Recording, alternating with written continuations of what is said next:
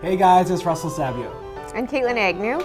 We are celebrating St. Patrick's Day today with Mr. Aaron Ridgeway from Guinness Storehouse. We're going to be testing a few variants of Guinness beer.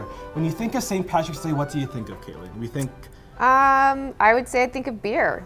beer, Yeah. leprechauns, green, shamrocks, and of course, to celebrate St. Patrick's Day, we're going to have to try some Guinness beer. Yeah, Guinness is the most famous Irish beer, right? Definitely up there for sure, yeah. So let's get started. What do we have Absolutely. here in terms of Guinness? And there's more than one type of Guinness is what you're telling us. Yeah, we're very much a global brand in that kind of sense. What I've brought with me here today is just a small sample to give an idea of some of the variants we have. So we're going to start with black lager first off. So when I think of dark beer, I think rich, very rich, not very light at all. Heavy. Exactly. Is that Yeah. true, or is that It can be. misconception? I mean, it can be, but the thing with a lager, of course, is that it's a bit more smoother. It has a nice malty kind of forward flavor. The difference here is that it's darker in color. So when you taste it, and this works for all of the variants, you're going to take a deep breath, take a generous mouthful from the sample, coat the palate. pressure? The pressure's on. Not all at the same time. That's very important. So not okay? this. Okay, got it. So you're going to do deep breath, a generous mouthful, coat the palate, swallow the beer, and then breathe out gently. Don't get to taste. Yeah. Nice. So when you're tasting it, what you're doing is you're opening your airways, you're paying more attention to the flavors that you're looking for, and this is a great way to taste any of these variants, or any beers really. Right.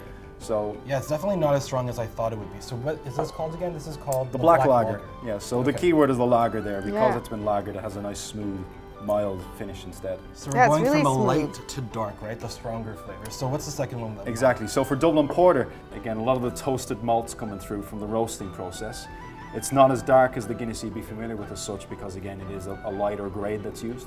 Yeah. And that comes off in the finish too. So maybe a bit of caramel, some of the roasted biscuit notes coming through as well. Is it bad if I don't taste caramel?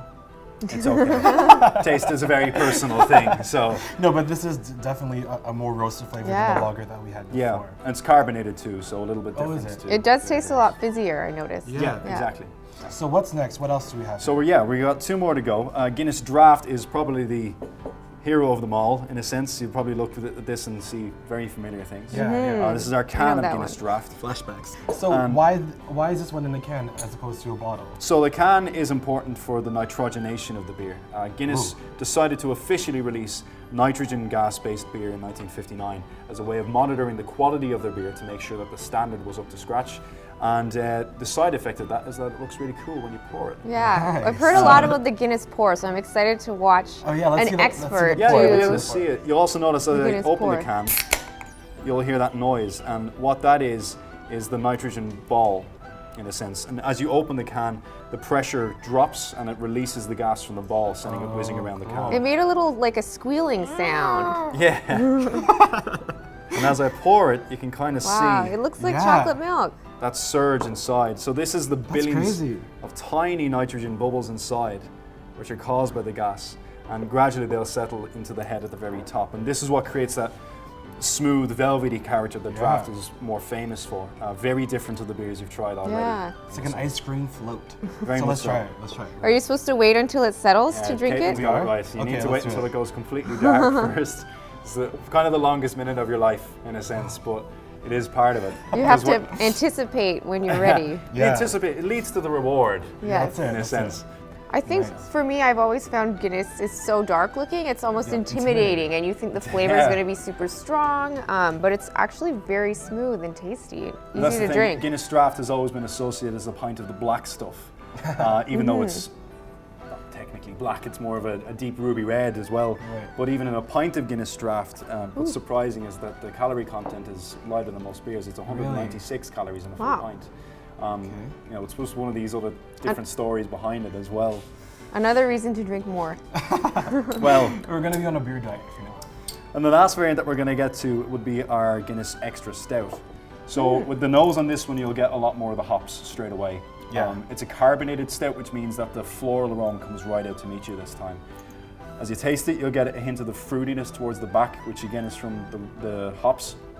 And combining with the roast, you get maybe dark fruits like plums, cherries, raisin towards the back. Yeah. That moves into the roasted flavors of strong coffee. and then towards the front, it's a very sharp finish. Very cool. Really, really, really cool. So happy St. Patrick's Day, guys. We got 4 different variants of Guinness beer, and you gotta check in with our next video. We're gonna be doing a blind taste test of all of these different variants. We learned a lot. Now we're gonna test our skills and see if we learned from the master here. We'll see how we do. All right, guys. See you next time. Happy St. Patrick's Day. Happy St. Patrick's Day. Sláinte, cheers. Wait, what's sláinte? We need to know that. What's that? What's that? Sláinte is the Irish for to your good health. Oh. So it's a great way to say cheers. So sláinte, to your good health. Sláinte. Thanks so much for watching us try all these different Guinness beers. Make sure you like the video and tell us in the comments what your favorite type of beer is. And be sure to subscribe to our YouTube channel and follow us on all social media platforms at The W Dish. See you next time, guys. Bye.